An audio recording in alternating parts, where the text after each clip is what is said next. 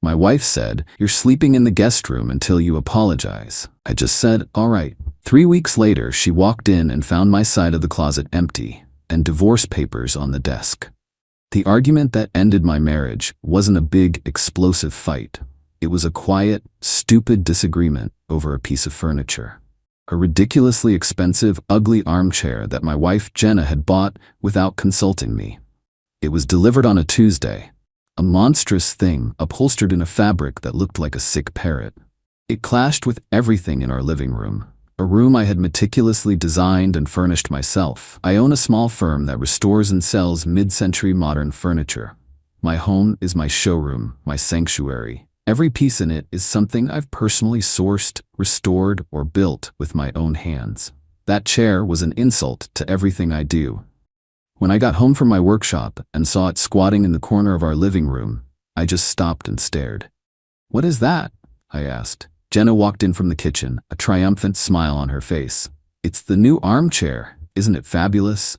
I saw it in a magazine and just had to have it." "It's hideous, Jenna," I said, maybe a little too bluntly, "and it doesn't go with anything in this room. Where did you even get it?" Her smile vanished, replaced by that familiar, tight-lipped expression of indignation. "It's a designer piece. It cost $4,000, and I don't appreciate you insulting my taste in my own home." "Our home," I corrected her, "and the $4,000 came out of our joint account, which I am the sole contributor to, in case you'd forgotten." That was it. The fuse was lit. She launched into her usual tirade. How I was a controlling, unsupportive husband. How I didn't appreciate her efforts to make our house a home. How my obsession with my old, dusty furniture was suffocating her.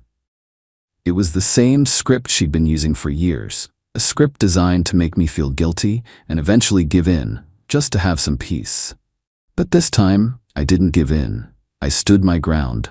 I told her the chair was a monstrosity and that it was going back. The argument escalated, a pointless, circular battle of wills that ended with her delivering an ultimatum, her voice shaking with rage. "Fine," she hissed. "If you hate my taste so much, if you can't even support one single decision I make for this house, then you don't have to share a room with me. You're sleeping in the guest room until you apologize, and until you learn to appreciate me." She stood there, arms crossed, expecting me to back down, to plead, to start the familiar cycle of apology and appeasement. But something inside me, something that had been worn down and eroded by years of these little power plays, just went quiet. I looked at her, at the ugly chair, at the beautiful room she had just violated with her careless entitlement, and I felt nothing but a profound sense of exhaustion. I just nodded. "All right," I said. The simple, quiet agreement seemed to throw her off more than any argument would have. She stared at me, waiting for the rest. But there was nothing else. I walked past her, went to our bedroom, and gathered my pillows and a blanket. I walked to the guest room at the other end of the house and closed the door. She thought she was punishing me. She thought she was putting me in a timeout, like a naughty child. She had no idea she hadn't just banished me to another room. She had given me the space, the silence, and the clarity I needed to finally leave the prison our marriage had become. Update 1. The first few days of my exile were, to be honest, blissful. The guest room was sparse, but it was quiet. For the first time in years, I slept through the night without the constant, low-grade anxiety of having her next to me. I woke up each morning, went to my workshop, and came home to my own quiet corner of the house. We were two ghosts haunting the same space, communicating only through the bare minimum of polite, icy necessities. Jenna, for her part, seemed to be enjoying her victory. She was acting like a triumphant queen, magnanimously allowing me to continue living under her roof as long as I followed the rules of my punishment. She would have her friends over, and I could hear their loud, cackling laughter from the other end of the house. I knew they were talking about me, about my childishness, about how Jenna had finally put her foot down. She was waiting for me to break, to come crawling back with an apology and a promise to love her hideous new chair. She was so confident in her power over me, so certain of my eventual submission, that she didn't notice what was really happening. I wasn't stewing in resentment. I was planning. The guest room became my command center. I started my exit strategy, not with a lawyer, but with a quiet, methodical untangling of our lives. The first thread I pulled was financial. For our entire 10-year marriage, I had been the sole earner. Jenna hadn't worked a day since we were married. It was a choice we had made together, or so I thought. I had been happy to provide for her, to give her the comfortable, easy life she wanted. But that arrangement was built on a foundation of love and respect, a foundation that had clearly crumbled. I opened a new set of bank accounts at a different bank. I had my company's accounting department reroute my salary. I started moving my personal savings, assets I had from before our marriage, into these new firewalled accounts. I also hired a forensic accountant, a discreet professional who began a deep dive into our joint finances. I had a suspicion that Jenna's spending was far more reckless than I knew, and I needed a full accounting of the damage before I made my next move. The second thread was logistical. I started looking for a new place to live. Not an apartment, but a house. A place with a large workshop, a place that was entirely mine, a place where no one could tell me what furniture I was allowed to have. I spent my lunch breaks and evenings scrolling through real estate listings, making quiet calls to agents, and scheduling secret viewings. The third, and most critical, thread was personal. I started reconnecting with my own life, a life I had let atrophy over years of trying to appease Jenna. I called my brother, who I hadn't seen in months because Jenna found his wife annoying. I had dinner with old college friends, the ones Jenna had dismissed as boring. I started spending more time at my workshop in the evenings, not just working, but rediscovering my passion for my craft, a passion Jenna had always treated as a messy, inconvenient hobby. For 3 weeks, I lived this double life. In the house, I was the quiet, chastened husband, sleeping in the guest room, eating my meals alone, politely coexisting with the woman who thought she was punishing me. Outside the house, I was a man systematically building a new future, a future that did not include her. The turning point came at the end of the 3rd week. The forensic accountant sent me his final report. It was worse than I had imagined. Jenna hadn't just been buying expensive furniture. She had been bleeding us dry. There were thousands of dollars in credit card debt I knew nothing about, on cards she had opened in her name, but which were being paid from our joint account.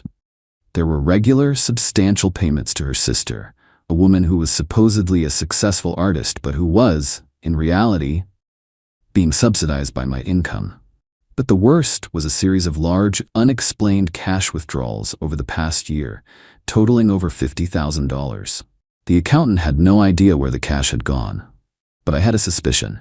Her ex-boyfriend, a charismatic deadbeat named Ryan, had recently resurfaced on social media, bragging about a new sports car and a trip to South America. That report was the final piece of the puzzle. My quiet, methodical exit strategy was no longer enough. This wasn't just a matter of disrespect anymore. This was a matter of profound, long-term financial betrayal. It was time to accelerate the demolition. Update 2. The day I found the perfect house was the day I knew there was no turning back. It was an old, beautifully maintained mid-century modern on a few acres of land just outside the city, with a massive detached workshop that was bigger than my entire current house. I made an offer that day, a cash offer, using the funds I had already secured in my new accounts. With a new home secured and the accountant's report in hand, I was ready to pull the final threads. I spent the next few days in a whirlwind of quiet, focused activity. I arranged for movers, not to my old house, but to my workshop, where I had already started moving some of my smaller, more personal pieces of furniture. I went through our house, room by room, with a small roll of blue painter's tape. Every piece of furniture, every lamp, every rug that I had bought, built, or restored with my own hands, I marked with a small blue X. By the time I was done, the house looked like a crime scene. The living room, the dining room, my office, they were all covered in blue X's. The only things left unmarked were the contents of her closet, the kitchen supplies, and that one, monstrously ugly parrot green armchair. The day before the movers were scheduled to arrive, I took the final step. I sat down at the desk in the guest room, the same desk where I had planned my escape, and I filled out the divorce papers my lawyer had prepared. I cited irreconcilable differences and attached a summary of the forensic accountant's report as an exhibit. The next morning, I was up before dawn. The moving truck arrived at 7 a.m. I had instructed them to be as quiet as possible. For 2 hours, my crew of hand-picked trusted movers systematically emptied the house of every item marked with a blue X. My entire life, my entire history was packed into that truck. The last thing to be moved was the contents of my side of the master bedroom closet. I went into the room we had once shared. Jenna was still asleep, a peaceful, oblivious look on her face. I quietly gathered my clothes, my shoes, my personal effects, leaving my side of the closet and my drawers completely bare. Before I left, I placed 2 things on the polished surface of the antique desk in the corner of the room, a desk I had spent a month restoring. The first was the set of keys to the house. The second was the stack of divorce papers, with the accountant's report placed neatly on top. I walked out of that house and didn't look back. I got in my car and followed the moving truck to my new life, leaving her to wake up in a home that had been surgically hollowed out, a museum of her own bad choices. The first call came at 9:17 a.m. She must have finally woken up and realized what had happened. I let it go to voicemail. The message was a frantic, confused plea. "Michael? Where are you? Where is all our furniture? What is going on?" The second call came a few minutes later, after she had undoubtedly found the papers on the desk. This one was not confused. It was pure, unfiltered rage. She screamed, she cried, she threatened. She called me every name in the book. I listened to the message with a strange sense of detachment, then deleted it. Then came the calls from her family, that from her friends. I ignored them all. I had made my statement. There was nothing left to say. Final update. The 3 weeks she had banished me to the guest room were the most productive of my life. The year that has followed has been the most peaceful. The divorce was, as expected, a nasty, brutal affair. But it was a battle I was completely prepared for. Jenna, faced with the undeniable evidence of her financial infidelity, tried to pivot. Her lawyer argued for massive alimony, claiming she had been a devoted homemaker who had sacrificed her own career for mine. My lawyer countered with the forensic accountant's report, which painted a very different picture. It showed a woman who had treated our marriage not as a partnership, but as a personal slush fund. The $50,000 in cash withdrawals became the centerpiece of the legal battle. She refused to say where the money had gone, claiming it was for personal expenses. But my lawyer, armed with the information I had given him about her ex-boyfriend, subpoenaed his travel records and bank statements. The timeline matched perfectly. The day after each large cash withdrawal, her ex had made a significant purchase: a down payment on a car, a first-class flight to Brazil, a deposit on a luxury apartment. The evidence was circumstantial, but it was incredibly compelling. In the end, the judge was not impressed with Jenna's case. She was awarded a small, temporary alimony for 1 year, an amount that was just enough to cover the basics, a far cry from the lifetime of leisure she had expected. She was also held responsible for all of the secret credit card debt she had accumulated. The house, which was in my name, was mine to keep, but I didn't want it. It was tainted. I sold it and used the proceeds to invest in my new workshop.